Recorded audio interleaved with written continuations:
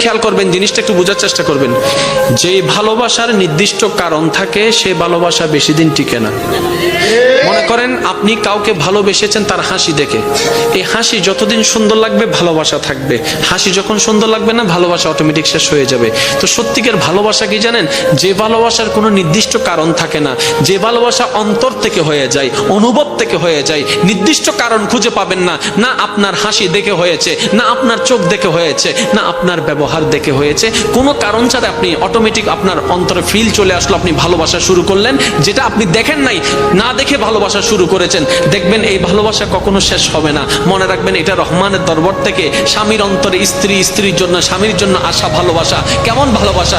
এই ভালোবাসা কখনো ডিভোর্স আনবে না, কারণ সে সারা জীবন কেটে যাবে কেন ভালোবাসি এই কারণ খুঁজতে খুঁজতে জীবনেই চলে যাবে, জীবনেই শেষ হয়ে যাবে, ডিভোর্স হওয়ার কোনো সম্ভাবনা আর থাকবে না। বলেন না সুবহান।